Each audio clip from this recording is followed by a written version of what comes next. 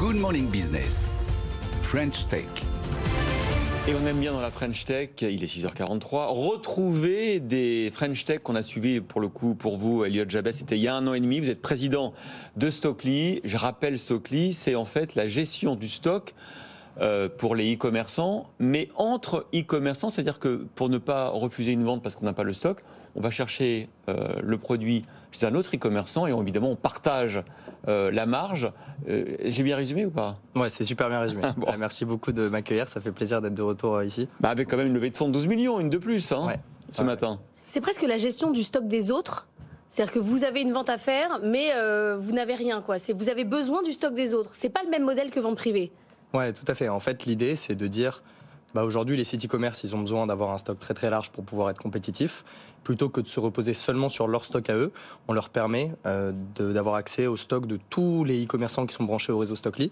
Et comme ça, ils peuvent vendre des références qu'ils n'ont pas ou plus en stock à leurs consommateurs sans effort additionnel, juste en se branchant une fois à Stockly. C'est plus proche d'Amazon, du coup.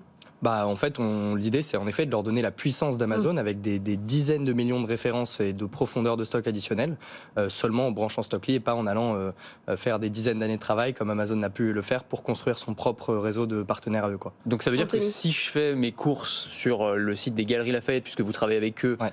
ou sur Cdiscount, en fait, je fais mes courses sur plein de sites en même temps, en réalité. J'ai pas l'impression, j'ai l'impression d'être sur un site, et en fait, je suis sur 25 sites en même temps. Ouais, en fait, c'est déjà un peu le cas dans le e-commerce aujourd'hui, parce que la plupart des sites e-commerce ont déjà développé leur marketplace, ou commencent à le faire, c'est un marché qui évolue très vite. Et donc, quand vous êtes sur Cdiscount aujourd'hui ou sur Galeries Lafayette, vous avez déjà accès à du stock de certaines marques qui sont branchées sur ce modèle de marketplace. Nous, ce qu'on va faire, c'est qu'on va se brancher sur ces sites-là et aller décupler leur capacité de stock en allant proposer des inventaires de plein de partenaires européens. Vous n'êtes pas en train de vous faire griller là parce que vous expliquez que déjà sur les gros sites des grosses plateformes, il y a déjà des connexions entre stocks. Ils ne sont pas en train de vous court-circuiter parce que le modèle, vous l'aviez un peu inventé, l'idée il y a quelques temps. Non, justement, en fait, c'est pour dire qu'on n'invente rien dans l'expérience du consommateur. Vraiment, l'expérience du consommateur d'acheter sur un site et de se faire livrer par une autre source de stock que le site initial, c'est pas quelque chose de nouveau dans le e-commerce.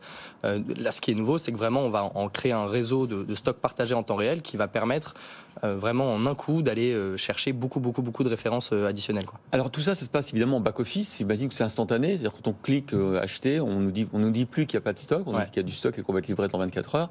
Et tout ça parce qu'il y a eu une sorte de bourse de l'objet convoité entre celui qui a du stock, celui qui n'en a pas. Comment on fixe le prix d'ailleurs ? Alors le prix, c'est vraiment l'offre et la demande le prix de vente. Le fournisseur va vendre à un prix auquel il est prêt à vendre, en fonction de la marge qu'il va réaliser, du type de produit, etc. Donc nous, on a accès à ces stocks avec des prix et qui peuvent varier également en fonction du pays de destination, etc. Et ça, c'est mis à jour en temps réel. Et de l'autre côté, du côté du site où va se passer la transaction avec le consommateur, là, c'est lui qui va décider le prix auquel il veut vendre à son consommateur et on va se mettre d'accord avec lui sur une marge qu'il va gagner sur chaque commande. Et de cette façon-là, on va matcher l'offre et la demande et on va pouvoir trader le stock en temps réel. Et vous faites du conseil sur les prix en disant là, franchement, vous n'étiez pas assez cher, je le vois dans mes bases de données ? Ouais, tout à fait. Et en plus, c'est une nouveauté vraiment depuis 1 an et demi sur laquelle on a énormément travaillé. À la fois, on va pouvoir conseiller côté demande le site qui va effectuer la transaction en lui disant en fait là, on peut influer sur ton prix pour mieux gérer les volumes et les marges. Et du côté du fournisseur, on a également maintenant des dashboards, des tableaux de visualisation. Où on lui dit en fait là, si tu avais été 1% moins cher, tu aurais fait 5% de volume en plus avec nous sur les 6 derniers mois. Ah oui. Est-ce que vous pourriez faire évoluer votre algorithme pour, par exemple, qu'il puisse prédire et anticiper les demandes des clients pour éviter, par exemple, les ruptures de stock ? Ou est-ce que ça tuerait votre modèle économique, peut-être, cela dit, mais c'est des choses auxquelles vous réfléchissez ? Ouais, tout à fait. En fait, comment on voit le sujet des ruptures de stock pour parler de ce use case-là, c'est que on va pousser le stock en amont de l'arrivée d'un consommateur sur une fiche produit. Donc nous, on va analyser en temps réel le stock d'un site qu'on appelle un demandeur, un site sur lequel il y a de la vente et sur lequel il y a des besoins d'aller compléter des ruptures. Et puis on va pousser tout le stock qui match les ruptures de stock avant que le consommateur arrive, parce que c'est mis à jour en permanence. Donc quand vous arrivez sur la fiche produit, le stock a déjà été complété.